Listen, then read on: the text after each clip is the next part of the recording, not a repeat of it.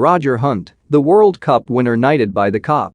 Oh, the Kop. He was simply known as Sir Roger. A banner proclaiming as much as regularly unfurled every match day. The fact Roger Hunt, who has died at the age of 83, was never honored to the extent of some of his England World Cup winning teammates or numerous less decorated footballers since has always been a source of bewilderment to Liverpool fans. Belated recognition for that 1966 triumph in the form of an MBE was finally bestowed at the turn of the century, but it is his exploits for club, not country, for which he is revered by the red half of Merseyside.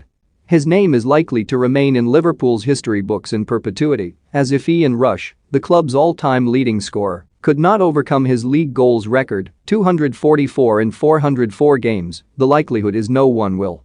Sponsored Hunt was born in Goulburn, Cheshire, on July 20, 1938. Having had a trial at Bury, before opting to return to the family haulage business, he signed for Liverpool after being spotted playing for local amateur team Stockton Heath while on leave from the army aged 21 in 1959. He scored on his home debut and proceeded to spend the next decade banging in the goals and winning trophies.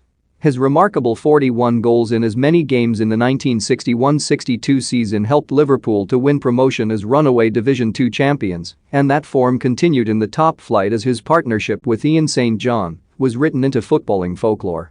Hunt's goals helped Liverpool to the Division One title in 1963-64, a first FA Cup in 1965, and the league championship again in 1965-66 before greater glories followed at international level.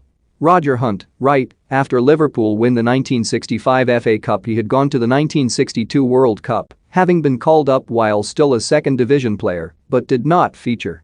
4 years later he was a key member of the squad.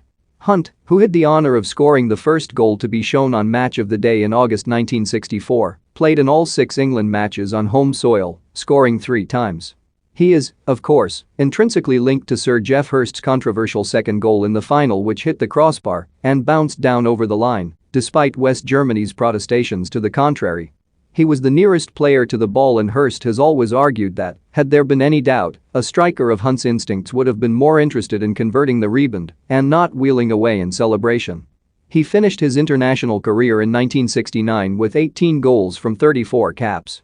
There were to be plenty more goals, but no more trophies on the domestic front before Bill Shankly's squad rebuilding saw Hunt move on to Bolton in 1969 after 286 goals in 492 games in all competitions for the Reds. He retired from playing 3 years later, going on to work in his family's haulage business again.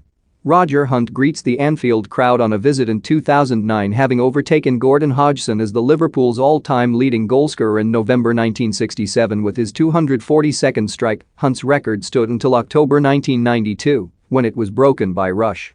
His tally remains second only to the Welshman's in the club's scoring charts.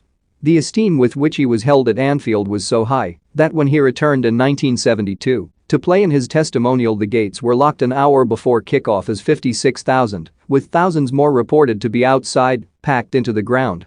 That he was not duly recognized by the establishment for nearly another 30 years was a source of frustration to some and embarrassment for others, and, had it not been for a media campaign, he and other teammates may not have received it at all. But there was never any doubt of his place among football's elite. Just ask those Kopites waving his flag. Hunt, who died peacefully at home on Monday evening following a long illness, is survived by his second wife Rowan, as well as son David and daughter